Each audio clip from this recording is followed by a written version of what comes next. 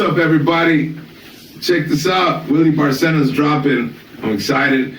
As you guys know, I always get to hang out with friends, people I've known, and it makes it special for me because I get to know them in a deeper sense as you guys do. And the cat I have right now with me is, first of all, his name is Carlos Alazraqui. Carlos Alazraqui. That's good to hear it pronounced correctly. And what Alazraqui, bro? I know you're Argentine. Yeah, my parents are from Argentina. Argentina. He goes, is that like a common name, Carlos Alazraqui in Argentina? That's a great question. Actually, Alazraqui should be spelled with K-I. Because of anti-Semitism in Argentina, my grandfather changes it to Q-U-I. So there's actually another Carlos Alazraqui, A-L-A-Z-R-A-K-I, in Mexico. And he's like a lawyer, and I get sent like Facebook posts and stuff like that. So Alazraqui is a Sephardic Jewish name from Spain. They get kicked out during the Inquisition. They go, my dad's side of the family goes Spain, Turkey, France, Argentina. Marries a Basque woman, Torraca. My mom is Swiss, Italian, and French, Olmedo. Jacanod is her last name, and so I'm this mutt, but the origin of the name Alazraqui is Spanish Sephardic Jewish. So you have, is there Jewish people in your culture? In my culture, no. We didn't grow up like that. In the lineage of the name, for sure. Which I think is ironic because it's Argentina, bro. You know? Yeah. You know what I mean? It's like where all the Nazis went to hide out, man. Yeah. Well, not all of them. Holocaust deniers, all kinds of stuff. And my mom was super happy to find that. My grandfather really didn't tell us till he was dying in 1987. He's like, by the way, Alazraqui is a Jewish name. We're like, what? We thought we were Basque, but... Well, hey, wait, bro, I gotta tell you, my son, Fabian, your tia is Argentine, one of your tias, right? Is it, yeah, the one that's married, Tias.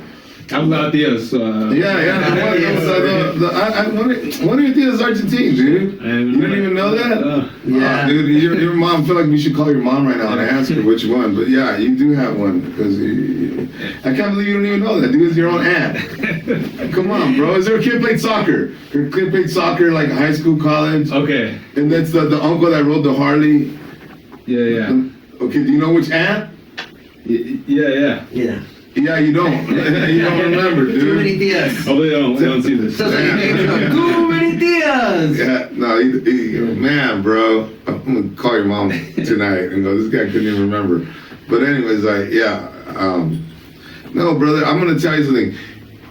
Obviously, you've done a lot of work. We know each other from stand-up, you know, and which is like, to me, stand-up, man, it's like it's a grind. It's a grind to be a stand-up and to have but it's a love affair I have with stand-up because I always love the fact that I have to write and create and be on stage and do something different because one thing I hate is like when you see a comedian and you go, fuck, I know his whole act. Right. Do you know what I mean? Yeah. And I know you're an actor. You do a lot of voiceovers. We'll get to that. But what's your vibe on stand-up, man?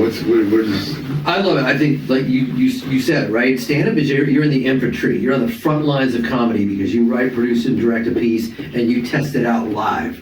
And there's nothing as frightening and as vulnerable as that.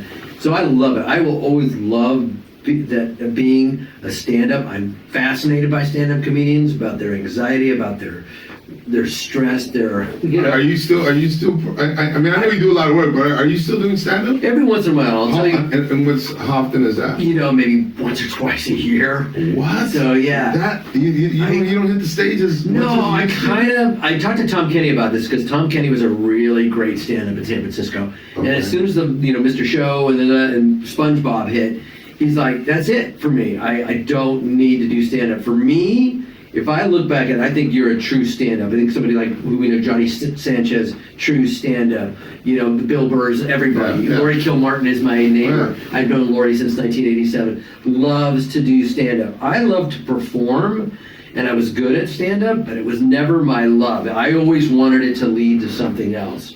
So that when I got into voiceovers, because I remember I was talking to Joey Diaz, is like, hey, if you're gonna do a set for HBO, don't stick to Flappers. You better go to fucking improv. You better fucking go to the Comedy Store and work that shit out, because Flappers is not gonna do shit for you. And I went, God, I'm not that guy.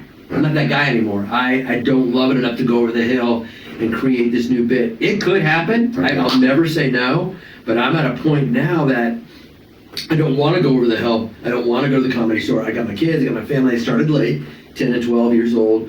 But if there's a show at Flappers... Your kids are 10 and 12 years old. Yeah, my kids are 10 and 12, sorry. But if there's a show at Flappers, and the most recent fun I've had doing stand-ups was with Todd Rex. You know Todd, hope it's correct version, it's fucking hilarious. And we would co-headline. And he would blow my doors off some nights, but I'm like, fuck, I gotta follow Todd. But he would sit in the booth, you know how it is, and we would just fuck with each other, and the audience would get in on it. Right. That's what I love. Do I like going over the hill and following like a Dave Chappelle getting bumped at the Improv Friday night at 11 o'clock? No, I don't love it like that. Right. You know, you see somebody like you or Orny Adams who just loves stand-up and has to get on stage. I don't have that anymore. I like it, but I don't. When did that passion go away, man? And why? And two questions, I guess. When did that passion go away, and why did it go away? I think on the road it went away. I was in the Tacoma Comedy Club in 2012. The road. Tell them what the road. Tell Okay. for the civilians out there. Tell them, because the road. I was talking to a friend of mine, and she was on the road with me, and I told her, this, if you weren't with me right now, this is why I know this is not easy being by yourself. So go ahead. And I'll link it to something else later. Okay. But being a club stand-up comedian and working in like the Chateau this and the Chateau that, doing all your gigs locally, I just met a comedian the other night from Chicago. She goes, I haven't been on the road. I go, good, it's different. The road is not your home field unless you're known and people are coming to see you. It's corporate parties, it's bachelorette parties. I used to call my second daughter Austin Friday night late show because I could never get her to laugh. Okay. You know, Friday night late show, it's my birthday! And you're like, I got this new bit that they don't fucking want to hear. Right. Fuck this. So, I loved being at the clubs for a while. Eddie at the Improv, the bartender, because he's a Dodger fan. I'm a Giants fan, and he would give me shit, of course. And I loved it. Eddie's a legend, by the way, people. If you don't know, he's a legend at Improv bartender. He treated a Giants fan with kindness. And a Clippers fan. I don't know why. But so, yeah, I was on the road, and the road, as you know, is you're struggling, you're by yourself all day, you're trying to write, you're just kind of too lonely to write, and you're like, fuck, what do I do? Let me go kill some time.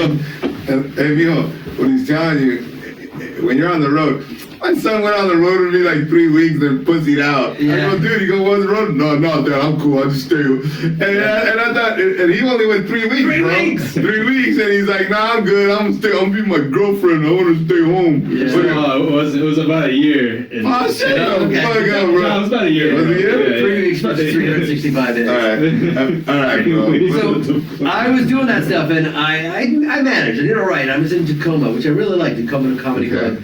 And so you had this surreal moment. I think. I had a moment. Well, there's two moments that I knew I wanted to get off the road as a comedian. My first moment was in 1991, where I did the pilot for Rocko's Modern Life, and we'll get to that.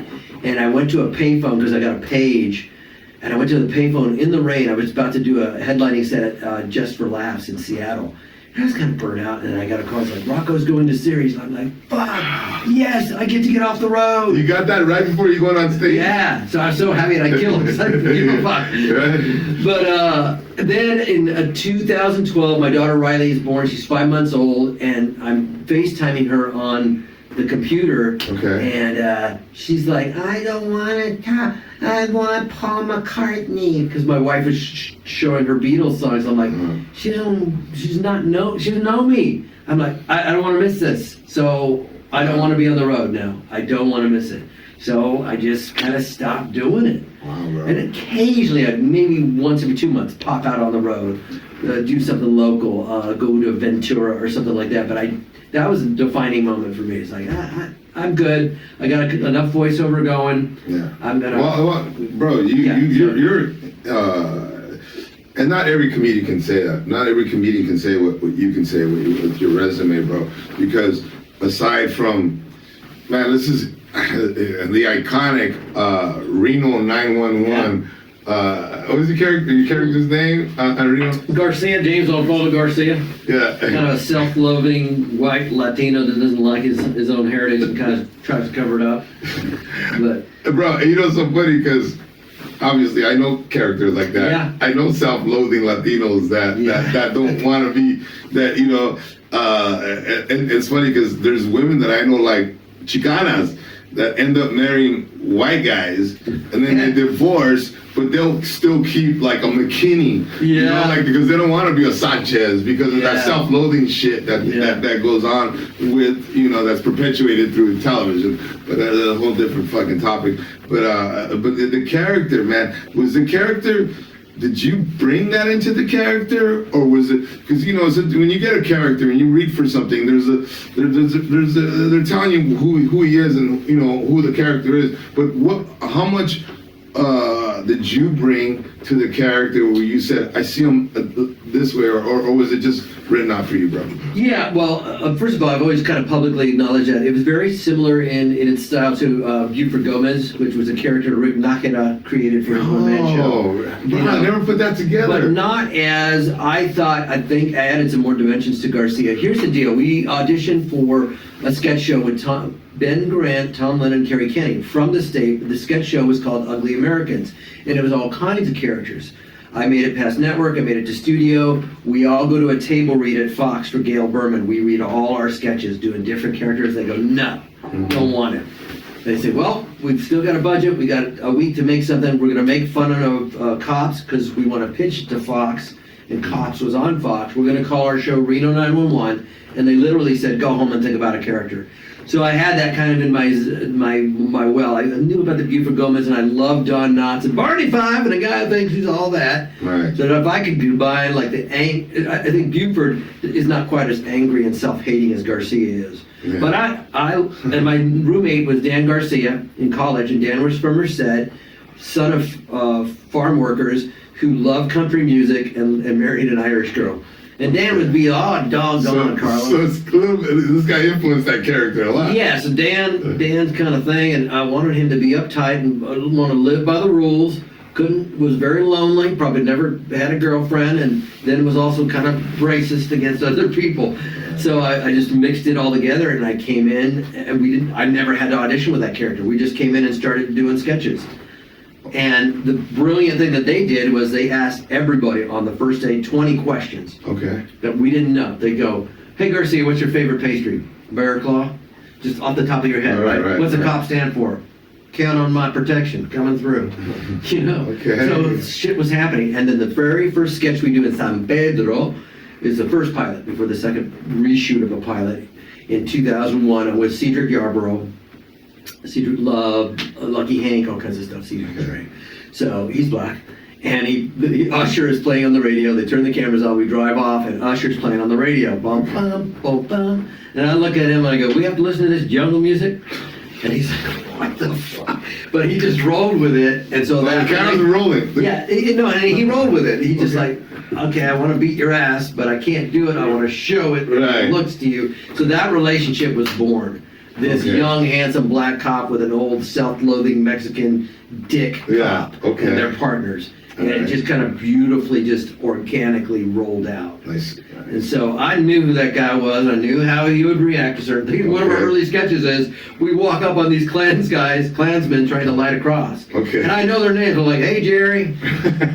What's going on? And they're like, hey, Jimmy Jam. And he's like, you know these guys? Yeah, I know them. And they're like, you can't light a cross on the thing on the, you know, and it's a black cop and a white cop trying to arrest Klansmen, and it just kept rolling with that. You know? No, bro, the show has it's funny because it has kind of a cult following. Have you, because some of the fans, Reno 911 fans, bro, are like, those obsessive fans, right? Like, do you ever go to those things where you sign? Yeah. Like cons, and I wanted to talk to that as it relates to stand-up, but you now with my white hair, because Reno went from Quibi, Comedy Central to Roku, but back on Comedy Central, they started playing old episodes again. I get recognized now more than I did when this show was running, because I didn't have the mustache, and I didn't have the tight lip. I shaved it all off. Okay. I wasn't, Cedric was himself, Niecy Nash was pretty much herself, Wendy McClendon-Covey was herself, Tom Lennon, outside the shorts, is kind of who he is. Garcia was decidedly different from who I am. Character, built up character. Built up character. But yes, so now because of animation and if we want to jump ahead and Reno 911, I do cons. And cons are the inverse of stand-up. As a stand-up, you're alone most of the day, trying to kill time, so the show gets it. Right. And then you do a show and you kill, you do great. Sometimes you go home by yourself or whatever.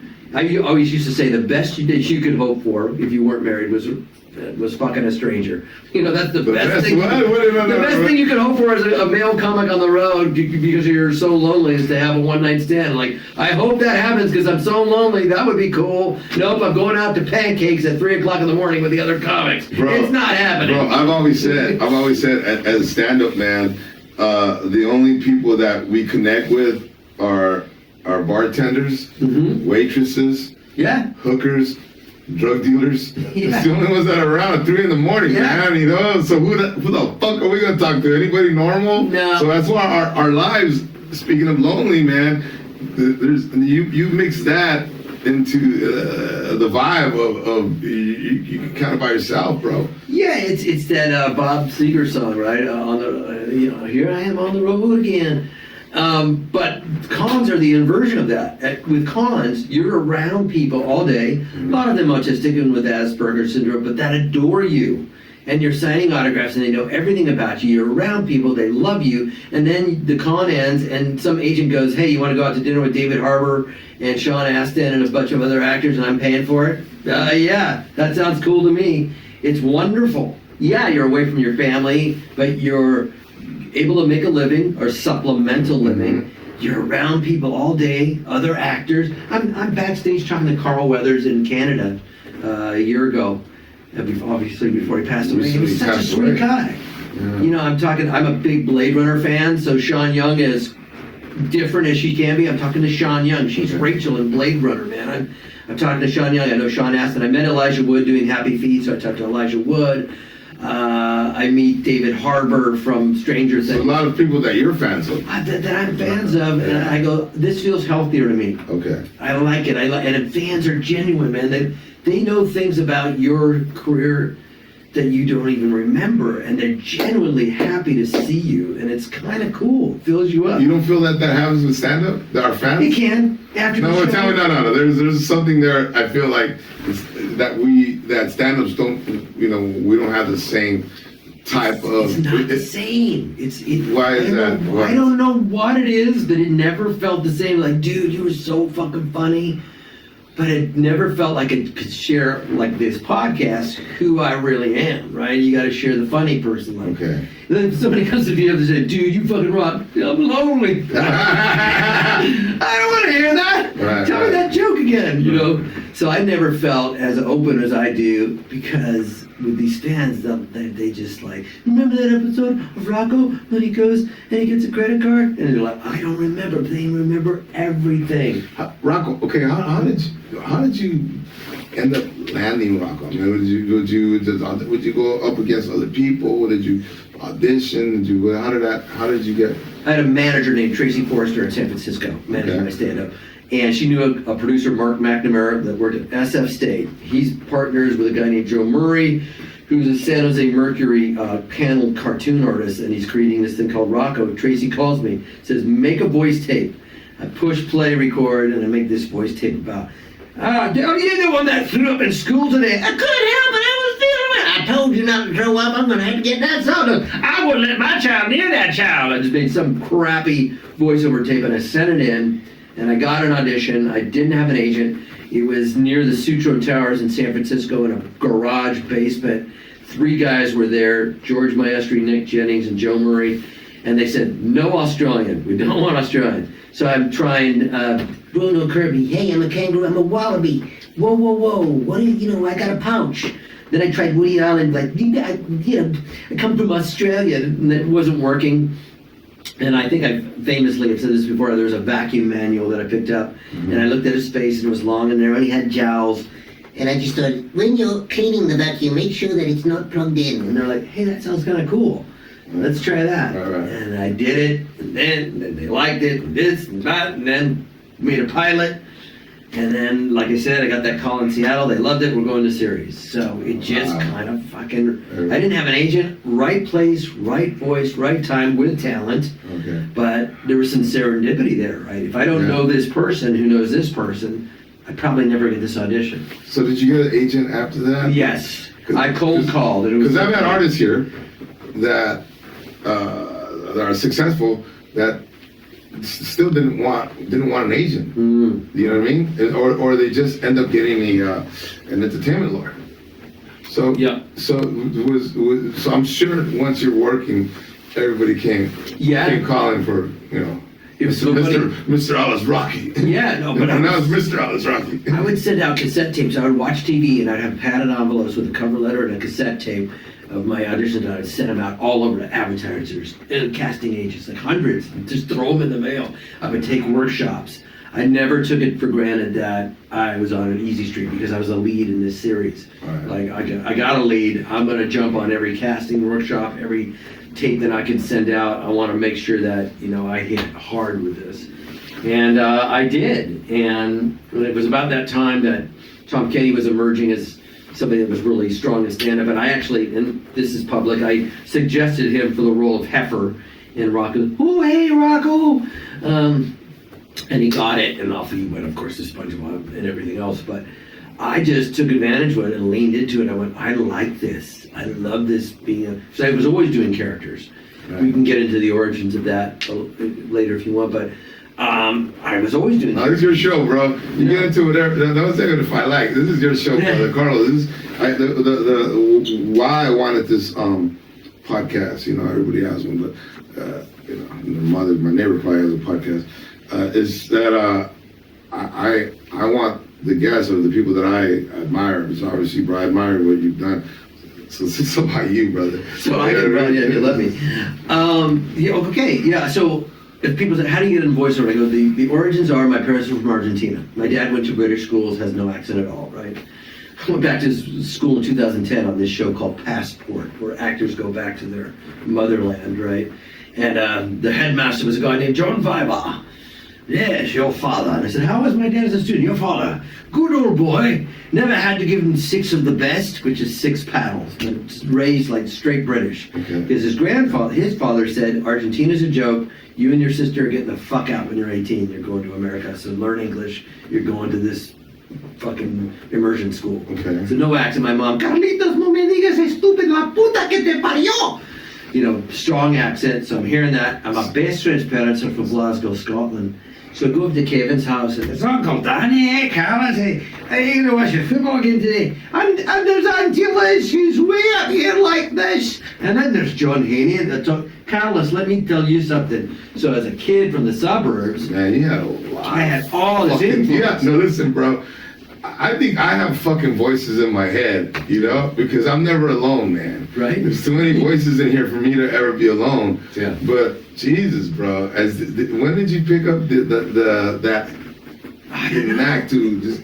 And this woman Raquel next door, whose son Carlos Megers was from Spain, and she smoked a lot, and she goes, Shelly, Dana, you have to come home, Shelly, Dana, which would later lead to Grandpapi in El Tigre, Manny Rivera, and General Posada in Book of Life. So I had all these, and I would watch Monty Python and British television, so I was just soaking it up. It was just sitting there waiting to come out for voiceover. But voiceover was a complete accidental departure from stand-up. My dreams were, I'm going to be a stand-up, get famous, and get on Saturday Night Live and be in movies like Sandler and Chris Rock. Yeah. But here comes this sideways path that I always kind of diminished. Like, well, it's not real, but it's like, no, fuck no, man. Voiceover is fucking cool. I love it, and I was prepared for it. And kind of what I'm most proud of is that this kid named Carlos Jaime Alazraqui, whose parents are first generation from Argentina, who got made fun of. They stopped speaking Spanish to me when I was young. Because in the 60s and 70s, the conceit was that if you speak Spanish to your kids, they'll have an accent, they won't be able to learn English, and it was bullshit. Right. No, a lot of racism, bro. A lot of racism. Right. And they would make fun of me, your mom talks funny, man. What do you mean? I can But that's what got me to get along with my friend Kevin. And he'd go, you don't make fun of my parents' accent. I go, I can understand it perfectly. Because I'm hearing, Carlos, you have to stop. If you don't stop, he's going to hurt you.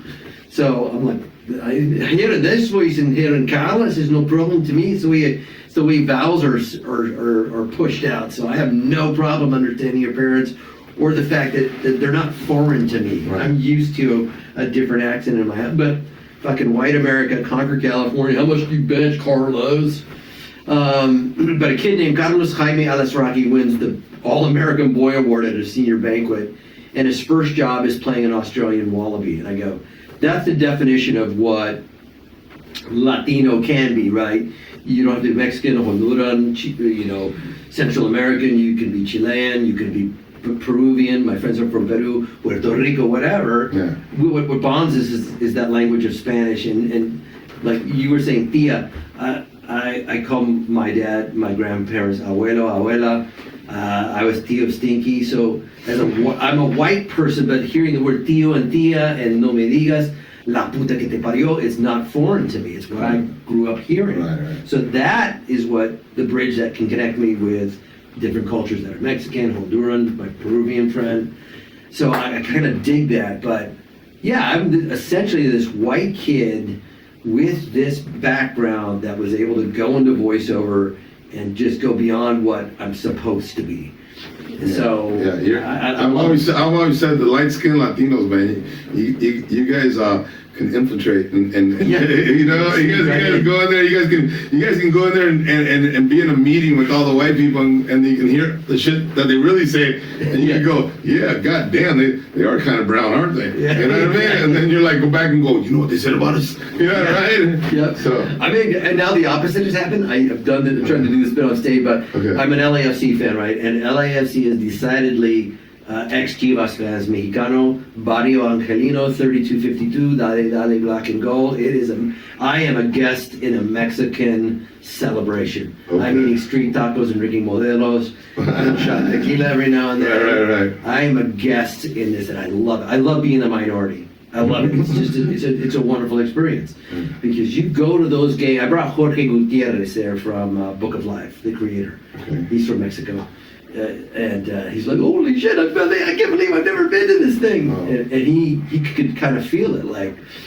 But so I see LAFC in New York. It's halftime, and these guys are like, dude, LAFC, what up, bro? I'm Chewy. I'm from Puente Hills, dude. This is my friend. This is like Oscar. Oscar's from like Boyle Heights, bro. Where are you from? I'm from Burbank. So they're like, okay, bro, I'll see you after the game, whatever. But I kind of love it. That I like the aspect that I am not in, because I'm white. I'm part of the majority, right? I'm white. Bro, you're what in a white setting is called non-threatening. Yeah. Non-threatening. Hey, brother, there's so many things I want to talk to you about, man. But the one thing I like asking artists, man, is like, when you want to choose a career like we've chosen, like it's not the norm.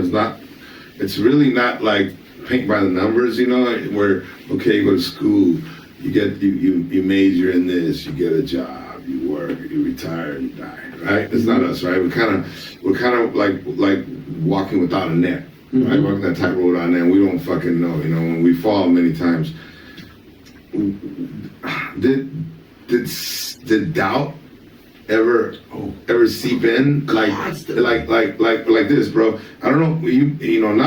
Not everybody has healthy parents, that give that healthy advice of like, oh, if you're an artist, go after it, go after your dream, which I do with you, Fabian, because I want you, because I am. When anything wants to do in arts, I'm like, I got you, bro. Go after it. You're gonna fall, pick yourself up. But our generation wasn't like that. Yeah. Our generation was like, fucking get a job, work or whatever, get a career, whatever it is. Yeah. But when when you chose to be an artist, man, which bro, there's so many dimensions to you, you know. But when you chose to be an artist, man, and when you weren't making money, when you know there is like less than $100 in the bank account, and you're hungry, man, and you gotta pay bills, and how did you keep yourself mentally strong, bro? And can you tell me about those times? Yeah, how did I go back? Yeah, even my mom always lived vicariously through me. My son is the Taco Bell Chihuahua. He's also Garcia. By the way, yeah, I don't say that. Carlos, so many things this guy has done, but he was the Taco Bell Chihuahua voice. Yeah. So I don't know if you remember that, son? They were Taco Bell. Was that before your time?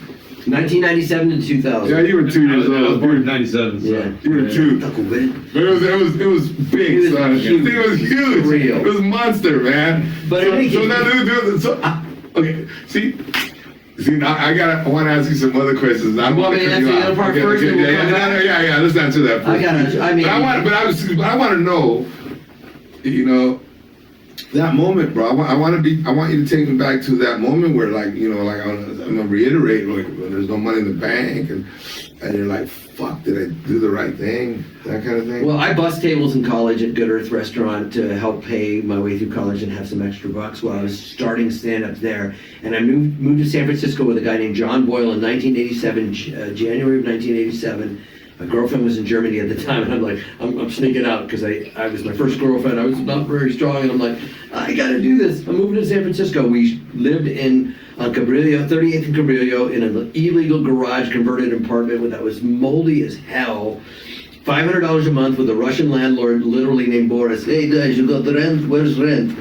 But I loved it because I was working at you were doing what you want to do. I was working at 2 health clubs. I was a Nautilus instructor at one. Were you? And then I was working at Telegraph Hill Club, like cowboy, handing out towels and fucking taking racquetball court reservations. Okay. 2 jobs in the morning, and I would open up. I would stay up late, and I was kind of starving, and I wasn't sure. Eating ramen, and bagels, and cheap noodles where I could find them. But I loved it. I just loved that I was an artist, and I knew I could make it, and I could afford the rent. I just had to keep my jobs at both health clubs while I was doing stand-up at night. But I was so young and hungry, I didn't feel it. But maybe there was a time on the road after that, as I started to go out on the road and work for the improvs. I would do the 3 clubs, right? Irvine, Tempe, San Diego, and Irvine. And go the furthest out and come all the way in. I would drive to San Diego, fly to Tempe, fly back to San Diego, pick up my car, work San Diego, drive to Irvine, and drive back to San Francisco. I think it was during those times. I worked at a Laughs in New Mexico, and I slept on the couch. $150 I got to open. I was scared. Laughs in New Mexico. I worked at the club. I was scared because I wasn't making money, and I constantly, you know this, I had no health coverage. Companies don't have a health coverage. We just die. I had bronchitis constantly. We just die. We just say, oh, good, great ride. I'd have bronchitis constantly, Grand Marnier and lemon juice to fucking get through my sets because I had bronchitis. And then somebody's like, dude, when you go to San Diego, just go to Mexico and go to fucking Farmacia. And I'd go into Mexico and buy the $8 erythromycin from New Jersey with no prescription. And so that would get me through. And it was during those times I wasn't sure, do I keep doing this? My brother's like, how long are you gonna keep doing this, man? We were in Dallas, he was living in Dallas, and I was like a feature act. And he's like, I go, but I like it, I love it. But there was those times. But when he's saying that, what he's really, I think what your brother's, he was worried. But he's worried, and he's really saying like when are you gonna get we've all heard a real job. My dad wasn't happy that I was doing this. What would your dad tell you? Well, I guess you could do it. And the night I won the San Francisco Comedy Competition in 1993, he was there at the Marines Memorial Theater, I think it's called, in San Francisco, and he saw me win it against Mark Maron and Pat Oswalt. And I was on Mark Maron's podcast, What the Fuck? And after all these years, Maron's like, did you think you deserved to win that? I'm like, I don't fucking care. You interviewed Obama. Get over it. There was no fix, bro. Come on, man. I won. You guys, I said, you and Pat were better comics, but I was a better performer. So, fuck it. I won. Yeah. I think I deserve to win. Congrats, bro. My dad was there, and I won a black comedy competition in 1993, by the way. Awesome. South Central. That's awesome. While you were in New York, San Francisco, which is, That's That's hard. for no. San Francisco, bro, was really like, a lot of people don't know. If you're a civilian, you don't know. That's where a lot of hardcore badass comedians come from, bro. So you weren't. It was pretty you know, good. you were some badasses down there. But my dad was there, and finally, he was like kind of proud of me. But that took a while. What do you mean, kind of? Why do you say? He's just reserved. That British upbringing, were very cautiously optimistic. Well, don't get too far ahead of yourself. And So what did he? How did he? I want to be there. How did he congratulate you? I don't even remember. Maybe it's too painful to remember. No, fuck that. But, remember. I just think he said, Come on, bro. something is That shit minimal. that shit that you repress. I want to hear it. Something as minimal as Good, son. good job, son. Something like that. It wasn't this magical movie moment, but it still meant a lot to me because I knew that it took a lot for him to muster that up. Mm-hmm. So yeah, it was something to that effect, but I knew he was proud. Okay. And I think from that moment on, I could tell he's like, you're going to be okay. I don't have to worry about you making a living or whatever. You're really going to be okay. Because I won $10,000 that night. And I took that $10,000 and I put it into a property with my brother and 2 other tenants in San Francisco. And we still own that thing. And I did the right thing. But he was... Man, you're better than me. My first big check was $50,000. I spent the fuck out of it, bro. Yeah, That fucking party. I took all my friends to a bar. I rented limos. Fucking your... Yeah, man. God damn it. But yeah, that was the moment. That was the moment that Dad was proud. So from then on, I knew that my mom was always proud of me. Yeah, but I'm sorry you blew the 50 grand. I've done some foolish things in my time, for sure. But yeah, that was a cool moment. Yeah, that he saw me do it. He was happy. No, bro. Let me ask you. Did you get any? Okay, you've done so many characters, voiceovers. You did the Reno 9, but I'm just. Did you get any backlash from the Latino community as far as the Chihuahua dog, especially Mexican Americans because he's a Chihuahua? Did you ever get any like people telling you? Yeah, Like, there's a guy named Gabriel Cáceres from LULAC, League of United Latino American Citizens, and he's like, it's a hate crime. I got people calling me like, what you're doing, you're a sellout, you're not even Mexican, and yeah. And then I went to do a show in Sacramento, my alma mater, and there was a Latino student organization right after Columbine with a poster with a dog being shot by bullets with X's in its eyes, like kill the Chihuahua, and I'm like, and then I talked to them after the show. Okay. And they're like, we just wanted to let you know. I go, I hear you. I respectfully. By the way, I thought it was a character. I thought it's a character. It's a commercial. It's entertainment, and I never looked at it as anything other. I mean, what would a Chihuahua have? A German accent? Yeah. You know, what would a German Shepherd have? Sound like a Chihuahua? Yeah. You know what I mean? So I kind of it's But that- entertainment. I didn't. It was entertainment, and that night, those students came up to me, and there was Latinos holding Chihuahuas going, fuck those people, man, I love that fucking Chihuahua, I want you to sign my dog. Oh, so it was 50-50. Right. But I respectfully, I listened to him, I heard him, and I said, yeah, you have a right to not like it. Okay. But I don't agree with you that, because first of all, I always had a theory that, why can't it be a Rottweiler? Why does it have to be a Chihuahua? There was something about the machismo. But it wasn't like, oh, I'm here to steal your chips. This dog was playing against type. First of all, Gidget was a female, and the character was cool. It wasn't like, oh, I love Taco Bell and I love to eat. You said Gidget. Was that the name of the dog? Gidget, yeah. I never knew that, bro. Yeah. I'm not bet you 10 out of 10 people or whatever, bro. Anybody who has 100% of the people wouldn't know the dog's name was Gidget because everybody just was Chihuahua dog. Yeah. You know, Taco Bell dog. Taco Bell dog, Gidget. But that character was cool. What is a logarithm? I think I'm in love. It was playing against type. It But wasn't. it was so it was female. Yeah, she was female. Because, like Spuds McKenzie, you couldn't show balls on TV. Oh, So the Spuds McKenzie. but this whole time I thought it was a dude. Because of the voice. Because of the voice. Okay. What? So yeah, there was flack. So you were trans. People would call me. You were trans pro before trans pro was in, bro. I was non-pronouns. Yeah. Yeah, because Gidget was a dude. Gidget was a dude. Gidget was a female playing a dude. Dude. Yeah, so there was flack, but people loved it. It wasn't the reason the campaign ended. They eventually got sued by a Michigan ad company who had come up with the concept first. And yeah, it was hard that people didn't like what you did, or people had opinions that you were a sellout, or that you weren't this, and that's also they kind of fed into, as a white Argentinian, can I be accepted into the Latino community? That fed into those kind of like. But Argentina. Tell me how you feel about this, man. And I know we're going off topic a little bit. I feel that of all the countries in South America, Central America, whatever, Mexico, I've always felt that Argentina has always separated themselves from everyone else, bro. Oh yeah. And they're like, we're not like. There's always feel like Argentines are like, we're not like the others. Yeah. Do you know what I'm saying, bro? Like they don't embrace that indigenous Indian culture at all. No. Am I right or wrong? They're very racist. Boy. The saying about the Argentinians was that Argentinians are Italians who think they're French who wish they were British.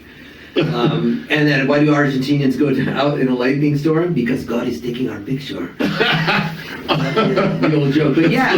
That's fucking hilarious, bro. You can see that.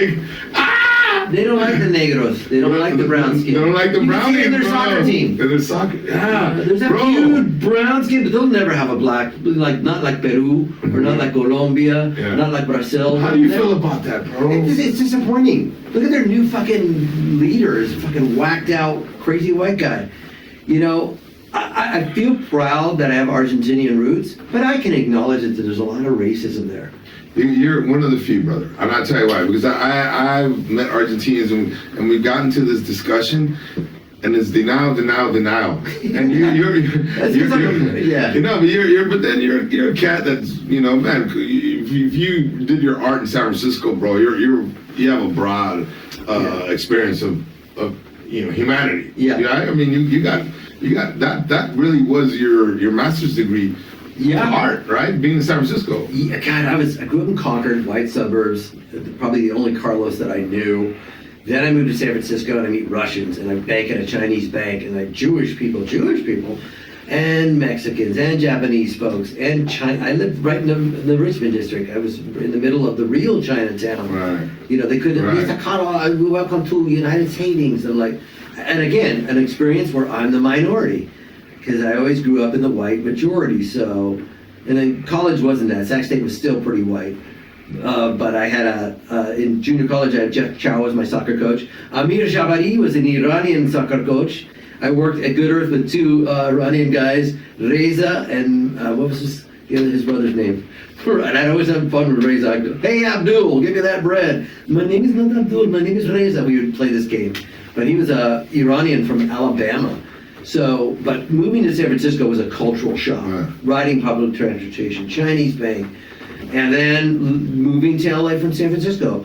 I would go to the Mission District all the time in San Francisco, but I didn't live in close to so many Mexicans. My vecino, Sergio and Leticia, they're from Mexico.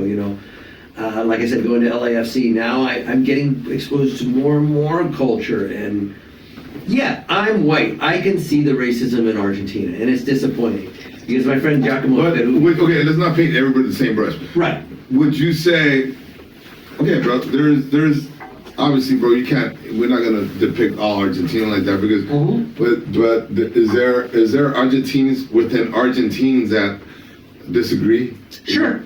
I think so. Yeah, there's progressive Argentinians for sure. There's Holocaust deniers. Because we have them in the Mexican culture. Sure. Light skin. My mom was a racist as fuck, bro, because she was light skinned. Oh, really? Yeah. My uncles had light eyes. So the lighter you are, the higher you are in the culture, Yeah. So within the Mexican culture, I don't know if you know that. That's why novelas always have the light skinned Mexicans. Yeah. Because we have in our culture, but in the Argentine culture, there's disagreements of like, oh sure, how you look at it. How people are perceived, how the negros are perceived, and in Spain it's the same thing. The moros, Spain is very. And I always tell people about this, that we can get into the language of it when people. I was talking to a guy named Carlos from Guatemala. He's a motorcycle mechanic. He was talking about how he's in the hospital and his kids are speaking Spanish, and a white lady at Karen's like, your kids should speak English. Do they speak English? And he goes, yeah, my boys speak English. And they speak English, but they're speaking Spanish right now. And I said, What she doesn't know is that Spanish is a white European language. Right. Just like Yeah. French, just like Italian. What pisses you off is that brown people are able to speak 2 languages and you're jealous. Yeah. So that's what's making you mad. Yeah. It's a white language, Yeah. like French. And like, if they were Yeah. speaking Italian or French, you'd have no problem. But it's from Europe. It's the same Yeah, thing. yeah. It's just that they were conquered by Spaniards and no longer speak Mayan or Aztec or Incan or whatever. They Yeah. speak the Spanish language, and so. And that's what I always want to import on people. It's like, calm down. It's a white language. Right. You should learn it. Right. And so, ahora yo estoy en Duolingo cada día, 15 minutos, para aprender español because we forgot it all. They stopped speaking to us. And I want to be able to try to speak it.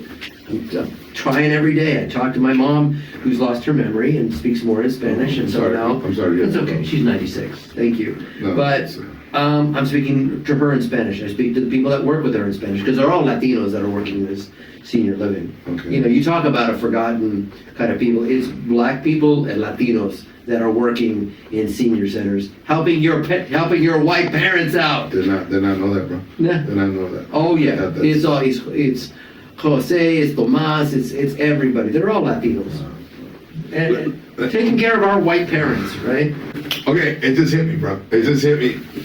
Fabian, your tia that's Argentine is your tia, your Aunt Gracie. My Aunt Grace, yeah. Your Aunt Grace. Is it Grace or Gracie? I call her Aunt Grace. Okay. So But she's Argentine, dude. And you didn't know she was Argentine? I thought she was just straight like white aunt from Santa Clarita. Yeah. Really? Oh, yeah. Who Well, like Mexicans. Oh wow, did she have an accent? No, she doesn't, bro. Oh wow, okay. So she's like you, second bro. generation. Yeah, no. She has like a Santa Clarita accent, I guess. You know what I mean? It's funny, pero cuando yo hablo español, yo tengo un acento argentino, la lluvia. I guess that's what I grew up hearing. Yeah. No, she doesn't have that one, bro. No, she she's doesn't have that, she's okay. you. She's me. Yeah. I'm white. She's white. And you never knew she's Argentine, mijo. Goddamn. Yeah. Bro, I want to talk. I know we talked about a lot of the things in your career, man. Which it's amazing, man. It's amazing, and the audience is gonna see it, bro, because you're gonna interject this stuff. You know, I want them to.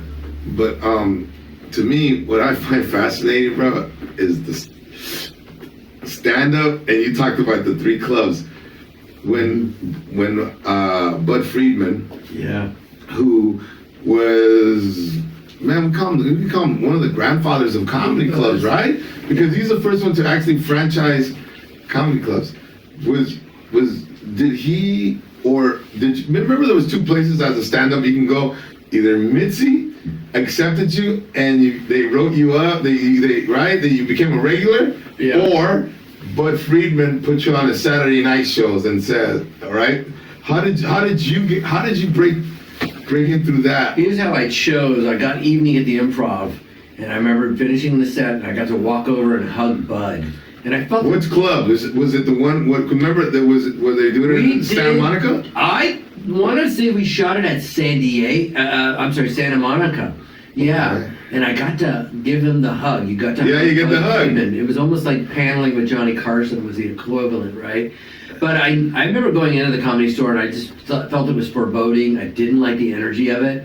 And Why? What didn't you like, bro? Just the black hallways and the black toilet and the people out front. I'm gonna park cars, and there was none of that at the Improv. I never wanted to participate Did you in feel that. there was dark energy there, bro? Yeah, not that there was ghosts or spirits or whatever. That there was a desperation there. That there was a fealty, an allegiance to Mitzi that you had to have, and I didn't get that with Bud.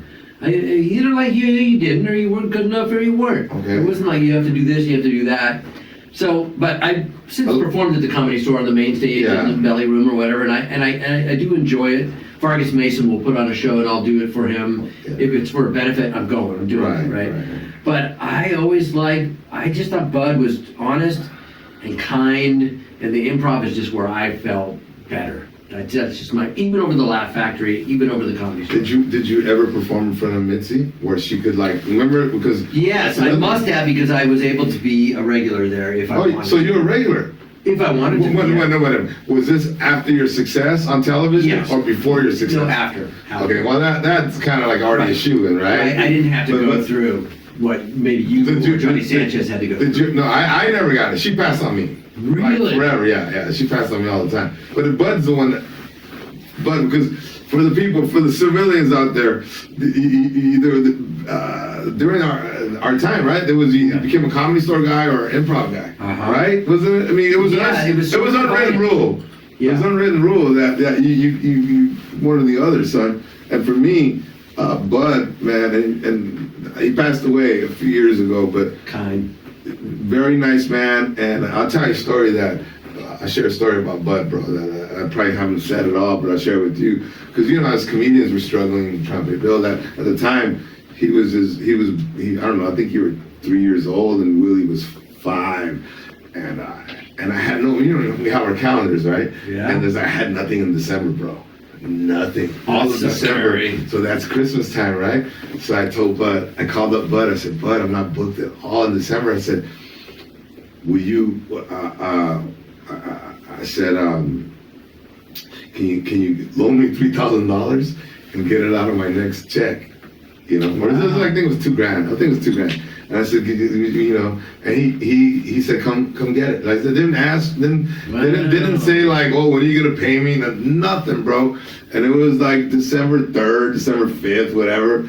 And I went to go pick up my check from Bud. He just gave it to me, and he said, well, because you're working for me in January, he goes, we'll take it out of your check in January. Jeez, but I was able to buy you guys a Christmas tree. Oh, that's so sweet. And it's one of the stories, because you bought him, what a good guy he was. Yeah. So that reminded me of, Bud was good, bro. He remembered you. I was in Cabo San Lucas to do a festival just before he passed me, 3 or 4 years before he passed, and he walked up to me, hey, Carlos, how you doing? Good to see you. I'm like, you know thousands of comedians, Robin and Sandler, all these guys, but you know me by name. That's badass. And you're kind, and it was so sweet. Yeah, I knew Zoe Friedman as well. Zoe's his daughter, and Ross Mark. Yeah, what a great, just kind family. Kind. Yeah. It's weird. It makes me miss that feeling I had at the Improv when I did still like stand-up. I felt comfortable there with Bud, with Eddie, like I said. That was my home when that was what I was doing. Well, I'll tell you what, brother. I remember we were youngsters. This is before we even, I think, had kids. Or, I remember watching you. And, bro, it's rare when you look at the list that you see a Latino name. Yeah. And you didn't know me. I didn't know you. I was too shy to even walk up to you. But you were performing in Hollywood at the Melrose Improv, and I seen you, and I said, wow, this guy has a unique take on stand-up, because it really wasn't Latino based at all. You did a couple things, but really not really. And I just I was impressed by it. And not that people that do Latino things are bad comedians or either way, but you had a certain style. Yeah, I could only talk about my experience relative to what is Latino, right? With my mom and her accent being made fun of or whatever, or being the white Latino in my earlier days. But Jeff Valdez was my roommate, my first guy I met in LA, and he got me on Comedy Compadre. And I met Jeff Valdez, and here's how we hit it off. I'm doing John Biner's Comedy on the Road in Acapulco. And there's all these comics at a dinner table. John Mendoza was there, over John. And there's a big dinner going on. And and everybody goes, are you square? Are you square? We're square. We square the bill. And they leave. And the waiter comes and there's still $150 to go. That's just Jeff and I. I go I got 75. And he's like, cool, man. You're an upstanding guy. And then we hit it off. Okay. And then we became roommates. And then he put me on Comedy Compadres and the Latino Lab Festival. I did all those with I think that's when I got to know you, Got to know you. And that's when I started to embrace that, I do have some stuff that I can talk about my mom. Yeah. Talking about being a white guy that understands Spanish or has a mom that has that accent, or stories about my mom playing Scrabble, spelling T-I-Z, tu tease your hair. What? Stop sign. No, mom, it's stop without an E. So all those stories about my mom getting in an accident with a lady. What happened, mom? This bitch was creeping and creeping, so I ran her. And people would come up to me that were Mexican or whatever, or Honduran or whatever, go, that's my tia, that's my abuela. So I could start to bridge that gap and identify with people Right. on that cultural basis of that Latino temper or whatever, you know. Yeah, you're an enigma, bro. You're like because when I first saw you, and then I get to know you, and then I'm watching you on television with Reno 911. I'm like, I go, man, I think your ability to be a chameleon in a sort of way, right? Yeah, the guys I look up to now are guys like Arturo Castro, who's Oscar Isaac, the Guatemalan, Tony Revolori from Grand Budapest Hotel, Guatemalan. Yeah, I wrote a script called Witness Infection. You can check it out. It's still on Tubi. It's a horror movie that I co-wrote with Joe Michel Melian, who's Bolivian and Irish. And we kind of share that experience of being sort of white Latinos. But we wrote a movie about an Italian family and zombies. Nothing to do with Latino culture per se. So you guys, this thing was written, produced, everything out there. We could find Produced it. by my mom, my wife, my mom. Freudian slip. Which is weird because she's 20 years younger than me. Wow. That's funny, bro. Oh, wow. That is a Freudian slip, That is bro. really sad. I know, bro. Creepy. I've done it. Creepy. I've done it. I refer to my ex back in the day as my mom. Yeah, Like, your mom, Oedipal complex. no, sorry, but it's a Freudian slip. It's a reverse Oedipal complex, but so we financed it. Jill and I wrote it, but yeah, I kind of wanted to show that you don't just have to write things about a Latino experience. You know, you can just write about anything. Right. You know, and conversely, though, Jorge Gutierrez is a guy who's from Mexico and decides that he likes this Argentinian guy named Carlos, and he's like, I'm going to put you in everything. You're my good luck charm, you know. And so, yeah, just I always thought I was this white California kid that was just dull, just a white kid with a California accent. So I was always impressed by somebody speaking like that from Scotland or being Latino LAFC. I always want to be more than I am, but then I finally got to a place where like I don't have to be. I can just swim in any pool, Right. enjoy it. This is who I am. This is my cultural background. I'm not going to try to be somebody I'm not, but I do have this. I did grow up hearing like fideos con manteca, dame un beso, la pelita for the dustpan. Right. That's what I grew up hearing. I'm not Mexican. I'm not Peruvian. I'm just this white kid who has Argentinian parents, who gets to kind of empathize with what you might go through if, like this guy Carlitos, whose kids don't speak English, and a white kid is making fun of him. Right. That's why I do Duolingo. I think heroically, I want to be the person that says, hold on, you don't have a problem. I can talk to you like this. Yeah. Calm the fuck down. Go, ¿Qué necesitas? ¿Tienes un problema? You know, whatever. And I think that's kind of what we should aspire to be if we can. Try to just bridge the gap everywhere if you want to be altruistic, right? Just bridge the gap. And I love LAFC, and you have to go to a game. No, I'm a Giants fan, you're a Dodger fan. It's funny, how one of my Giants hat to an LAFC game. Look, everybody knows I'm a Dodger fan. And actually, when my son, who's a year older than Fabian, my son here, played with Steve Garvey's kid. Oh, wow. You know, Steve Garvey, bro, is the man. Yeah, Popeye, bro. And but listen, I'm gonna tell Giants fans, we kind of need each other. We do. You know, like, well, come on, we weren't here and you'd be by yourselves. Great rivalry. Yeah, it's a great rivalry, bro. We're both New York teams. Yeah. Right? And the Mets stole from us both. They took your blue, they took our orange. Yeah. Fuck the Mets. Sorry, Mets. And so, bro, I love, one of the main reasons I want to do this is because I love sharing positivity, right? Mm-hmm. So let's.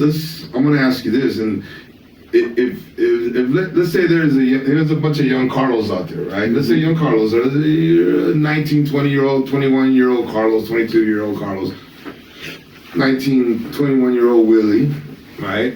And he's an artist, wants to be an actor, wants to do voiceovers. So you've had a great career, brother.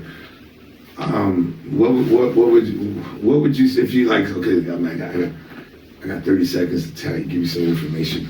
Nobody's looking. I want to tell you something. What would you say, bro? Like Two things. There's room for you and there's always other avenues than the straight avenue of tape, audition, agent. There's TikTok, there's Instagram, and I'm a Jimmy Valvano guy. You know, I never give up, never give up, never give up. You're a warrior, bro. You are. That is man. And I just want you to hear that, Fabian, because there's a connective thread with all the cats that we have here that are successful, and it's whether he said it that way, and for the people out there, man, you're always gonna have obstacles. Yeah. Always obstacles, and a rabbi told me this when I did a show in Israel. I was in Tel Aviv, and he was telling me, and I've said this before, I said why I asked him why were Jewish people so successful. I mean, like I said, you know, you guys are doctors, lawyers, venture capitalists. You're the best of the best that you do. And I asked him one of the reasons why are they successful, right? And he says how they look at failure, and they look at failure as a lesson, not as failure. So any young artist out there, man, or you don't have to be young, because with the book The Magic of Thinking Big by David Schwartz, he says, don't use your age as an excuse. Don't use your health as an excuse. You can always flourish, right? Yeah. By having what you just said. Yeah. And which is, where did you get that, like, I'm not gonna pussy out attitude? Because you know, bro, you know, and maybe you don't want to talk about it, bro, but I know that there's been times that you probably cried by yourself. Oh, yeah. Because the business is so tough. Oh, yeah. Well, where did you get yourself to wake up the next day and go, you know what, fuck this? I'm a blue-collar kid. My dad was a chemical engineer and switched over to study for a reference librarian. My mom was studying to be a priest. She was the first Latina woman priest. Wow. Episcopalian ordained minister. Get out. Yeah, Get out, bro. States, yeah. Yeah. So you already have that in your DNA. That For your drives mom her. to be the first woman priest? The first Latina woman. The first Latina woman priest? I think so, in the U.S. Yeah. And so that's Ordained in that's- 1978 at Grace Cathedral in the Episcopalian Church. But I was a paper boy. I delivered things on doorknobs. I worked in a chair store. I was a dishwasher. I was a bush boy. I just had that work ethic. Like I'm gonna do whatever I need to do. My fucking kids. Yeah, there's to be a dishwasher. But so, yeah, I knew that so that was instilled very young. Blue collar, Concord, California, paper route, getting up before school, swim practice twice a day, make my own breakfast. My mom was busy doing her career or whatever, so I'd make my own lunches, I'd make my own breakfast. At what age? Probably 8 or 9. Wow. So yeah, but I didn't mind it. I didn't think it was like such a hardship. I kind of like that. That's my lot. That's what I'm doing. You know, and I'm going out and delivering papers. From what I'm hearing, for the listeners out there, it's like, you know, just go forward, right? Just go forward. What? Right? Fucking cyborg. It wasn't like, I don't know who said it. I don't know whose quote that is, but it's half the job is just showing up. Yeah. Right. You gotta be like fucking the Terminator. You go Sarah Connor, I'm going to get Sarah Connor. You go after it, you just don't stop. Just keep going. Yeah. I appreciate you, Carl. Thank you for being part of. Thank you for being on the podcast, bro. Because you know we've known each other forever, man. Yeah. And when I heard that you were in to do the drop in, I was excited.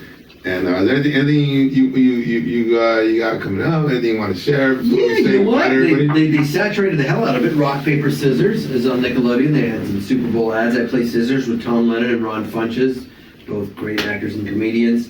And that and you can just see me on new episodes of SpongeBob. And there should be a show coming out. I'm really proud of this called God Cat and/or Exploding Kittens, where they asked me to play an animatronic rat from the Bayou. And because you love sports, you would appreciate this. I said, I'm going to do Ed Orgeron from USC and LSU. So I don't like this. You don't like LSU football. We got Joe Burrow. We got 10 points at halftime, and I think we're going to take the lead. Go Tigers. And I did that voice, and I go, that's too fake. And I go, dude, it's a real guy. Look it up. Hey, when you do that voice, you know, I was thinking of that movie, Tropic Thunder, man. Yeah. Robert Downey Jr. Could you mean? Could you pull that? Could you have? I think you could have. If I think, could you have pulled that character out, bro? Not as good as Robert Downey, but yeah, probably. Yeah. Probably. Let me hear some. If you I'll give you a friend seven, then we'll give you five across your lips. Why don't you stick your face in some cookie dough and make gorilla cookies? All right, man. On that note, man, mad love to everybody. Carlos, I love you, brother. And that's from the heart, man. Thank you, bro. Hey, we'll see you guys on the next one. That was fucking.